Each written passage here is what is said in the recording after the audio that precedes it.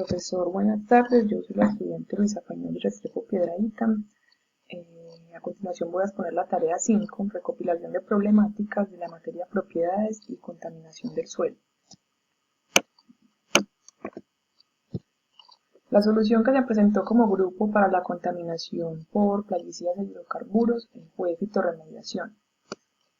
En la recopilación de problemáticas voy a hablarles inicialmente de la contaminación por plaguicidas y posteriormente por hidrocarburos. Cuando se hace uso de plaguicidas en el suelo, se presentan procesos de retención, de transporte y de degradación. Una vez los plaguicidas entran al suelo, se reparten en fases. Tenemos por aquí la fase líquida. En la fase líquida degrada química, física o microbiológicamente a otros compuestos, transportándolos por el agua hacia las profundidades y finalmente llegar al agua subterránea. En la fase sólida es retenido por diferentes fuerzas en lugares de enlaces de coloides orgánicos, es decir, la materia orgánica e inorgánicos del suelo. En esta situación, los plaguicidas pueden migrar transportados por el agua en un proceso conocido como la erosión hídrica, o transportados por el aire en los procesos conocidos como erosión eólica. En la fase gaseosa es incorporado a la atmósfera cuando se volatiliza desde el suelo o desde el agua que se encuentra en el suelo. En este punto voy a hablar de los elementos presentes en los plaguicidas, de cómo llegan a los suelos y también lo perjudiciales que son para la salud. Iniciamos con el plomo, que es un contaminante importante de la atmósfera, la hidrosfera y la edafósfera. Este plomo llega a los suelos a partir de los residuos industriales de minería. Aunque el suelo puede inmovilizar el plomo en materia orgánica y en la arcilla, si el suelo es ácido, el plomo es móvil y puede ser tomado por las plantas y de allá los animales llegando hasta el hombre. El plomo se transporta por la sangre y se distribuye hacia todos los tejidos y órganos, afectando principalmente los tejidos óseos, el hígado y los riñones. Continuamos con el cadmio. Se encuentran los fertilizantes químicos fosfatados, que se acumulan en la superficie de los suelos, pero puede llegar a la capa freática del suelo. El cadmio entra al cuerpo humano a través de la ingestión de alimentos contaminados con este elemento. Una vez ingeridos, el cadmio se transporta por la sangre a todas las partes del cuerpo, acumulándose en mayor parte en el hígado, riñones, páncreas y las glándulas salivales. El selenio. Los vegetales contaminados por este elemento pueden llegar a intoxicar al ganado que se alimenta. Este elemento puede provocar, además de efectos tóxicos, muchos trastornos en la salud humana. El arsénico. Este elemento es conocido como un veneno, dependiendo de su concentración y dosis.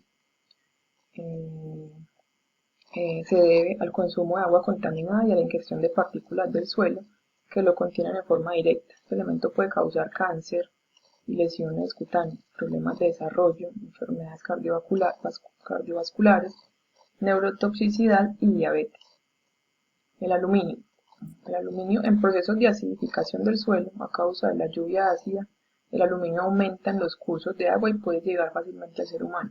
Las plantas lo asimilan muy poco, pero es por el agua que el aluminio entra al cuerpo humano y puede estar involucrado con el Alzheimer y efectos tóxicos en los pulmones y en los huesos.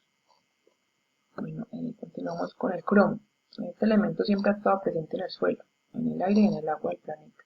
La toxicidad del cromo es incierta, excepto en los suelos muy ácidos. El cobre. El contenido del cobre en el suelo depende de sus características. El cobre es fundamental y esencial para el hombre también, sirviendo como abonos complejos orgánicos. Su deficiencia es seria, con riesgo de anemia, problemas en el cabello y en la piel, osteoporosis, trastornos neurológicos y deformidades vasculares. Es muy rara la toxicidad por cobre. El talio. La concentración en suelos por talio se debe siempre al hombre y a las plantas que viven en suelos contaminados. Sus síntomas son la depresión, el insomnio y varios desórdenes nerviosos. El zinc. El zinc disponible en la solución del suelo es absorbido o fijado especialmente por la materia orgánica del suelo. La toxicidad de zinc se presenta cuando sus niveles exceden de 200 partes por millón, manifestándose con un menor tamaño de hojas, clorosis en las nuevas, puntas necrosadas, retraso en el crecimiento de la planta o crecimiento radicular reducido. El mercurio. La aplicación de fertilizantes en la agricultura y los vertidos de aguas residuales industriales Es una de las formas en que las actividades humanas liberan el mercurio directamente en el suelo.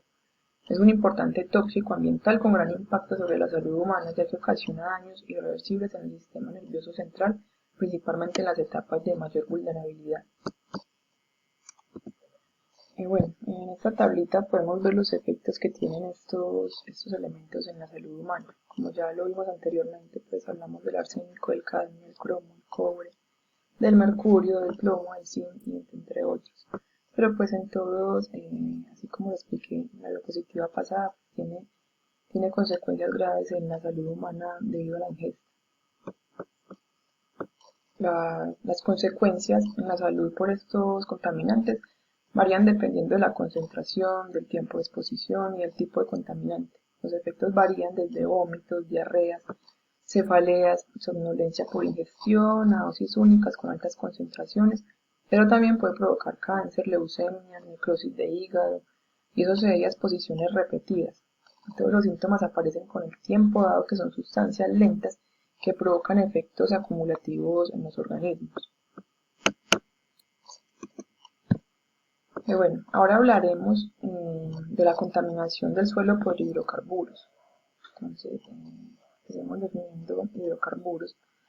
Los hidrocarburos son compuestos químicos orgánicos constituidos únicamente por hidrógeno y carbono. Se estima que no menos de la tercera parte de la energía que se consume en el mundo se obtiene del petróleo y del gas natural, que habitualmente se encuentran en los mismos pozos de petróleo.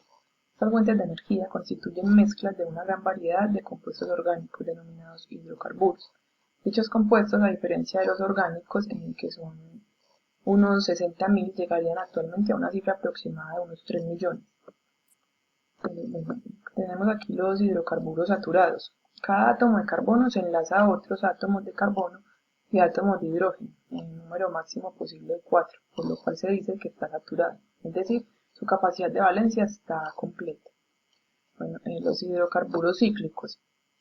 Los hidrocarburos más simples, es decir, la mayoría de los alifáticos saturados tienen los átomos de carbono unidos en una cadena, pero debido a la propiedad privativa de los átomos de carbono de combinarse entre sí, es posible que los dos extremos de una cadena se unan, formando un compuesto en anillo o alicíclico. Bueno, en los hidrocarburos de cadena larga. Se pueden obtener moléculas de hidrocarburos muy largos, de cadena de cientos e incluso miles de átomos de carbono. El polietileno y el polipropileno, plásticos muy conocidos, son ejemplos de hidrocarburos sintéticos de este tipo. Bueno, y los hidrocarburos alifáticos insaturados. El término insaturado o no saturado se emplea en los hidrocarburos que tienen menos hidrógenos que las parafinas correspondientes. Bueno, los tipos de hidrocarburos. Los hidrocarburos se clasifican de la siguiente manera. Tenemos los alcanos, que son parafinas compuestas por orgánicos donde los carbonos están unidos por enlaces simples. Tenemos los alquenos, que es cuando se forma un doble enlace entre dos carbonos. Tenemos los alquinos, cuando entre dos átomos de carbono existe un triple enlace. Y tenemos los cicloalcanos, que son hidrocarburos saturados que tienen un ciclo o un anillo cerrado en su estructura. Bueno, los principales impactos de los hidrocarburos en el suelo son los cambios de las características físicas, químicas y microbiológicas, el deterioro de la cobertura vegetal y la pérdida de la capa orgánica. Bueno, la alternativa de manejo al problema de contaminación por plaguicidas y la contaminación por hidrocarburos es fitorremediación. La fitorremediación es una técnica biológica estructurada bajo la capacidad que tienen diferentes especies para tolerar, acumular, degradar y absorber compuestos contaminantes. Este proceso natural presenta varias ventajas, de las cuales se pueden destacar su costo bajo en implementación, así como su acercamiento de una manera respetuosa con los procesos ambientales. De esta técnica hacen parte distintas estrategias, como lo son la fitodegradación, la fitoestabilización, la fitoextracción y la rizofiltración. Bueno, según el propósito se puede usar una de las estrategias que engloba la fitorremediación. Sin embargo, la fitorremediación como tal es la pensada para los procesos de descontaminación en diferentes medios como el agua o el suelo. Según los contaminantes, en cierto sentido, es el tiempo que tarda la fitorremediación, como por ejemplo en contaminación por metales pesados, donde el proceso puede durar de 90 a 120 días, donde también influyen las especies seleccionadas para tales fines, pues sus características en los procesos bioquímicos realizados por estas, así como los microorganismos que se asocian a su sistema de raíz, condicionan mucho la efectividad y el tiempo del tratamiento. En el caso particular de los residuos retenidos en el suelo por los plaguicidas o los herbicidas, se posee poca información. Sin embargo, sí se dispone de bastante información con respecto a los mecanismos fisiológicos que las plantas vegetales usan para cumplir el propósito de fitorremediación. Bueno, ya en este punto vamos a hablar de los impactos de remediación y de las ventajas y desventajas. El comportamiento del suelo cuando se encuentra metales pesados puede alterar las propiedades físico-químicas, lo que puede causar efectos como quedar retenidos en la solución del suelo o bien fijados por absorción, complicación o precipitación, incorporación a la cadena trópica, pasar por la atmósfera por la volatilización y movilizarse a aguas superficiales o subterráneas. Cuando estos contaminantes se incorporan, se afecta al medio ambiente, causa daños significativos y se ve influenciado por los procesos como la transformación, retención y transporte. En estos suelos necesitan una alternativa que ayude a minimizar, prevenir y corregir los impactos significativos que causan los plaguicidas y los metales pesados, para lo cual se propone implementar esta actividad de la alternativa de fitorrecuperación. Este proceso de fitorrecuperación consiste en utilizar plantas para depurar suelos, aire y aguas subterráneas y superficiales contaminados, pues estas pueden reducir los riesgos de polución, llegando incluso a eliminar las sustancias nocivas. Y así sanean los entornos naturales contaminados. Las plantas ayudan a eliminar muchos tipos de contaminantes, entre ellos los metales, pesticidas, explosivos y petróleo. Se trata de un procedimiento exento de riesgos de contaminación y al mismo tiempo rentable, por el cual se purgan o estabilizan las sustancias químicas tóxicas que de otro modo podrían filtrarse en la tierra a través de la lluvia hasta contaminar las fuentes de suministro de agua. Esta técnica es ecoenergético atractivo también desde el punto de vista estético para recuperar terrenos con niveles de contaminación entre bajos y moderados. Funciona mejor si los niveles de contaminación son bajos, porque una concentración alta de polución puede limitar el crecimiento de las plantas y como consecuencia alargar demasiado el tiempo necesario para el saneamiento. Es muy importante tener en cuenta las capacidades que tienen las plantas con relación a los contaminantes, que se puede excluir, absorber, retener, degradar o transformar y volatilizar. En cuanto a las raíces, son adaptadas específicamente para la extracción de agua y minerales del suelo. Se desarrolla una extensa red que alcanza cada polo accesible, concentración de elementos, la segregación exudados que promueven la simbiosis con una compleja comunidad de microorganismos y liberan agente que puede solubilizar y aquilatar los metales.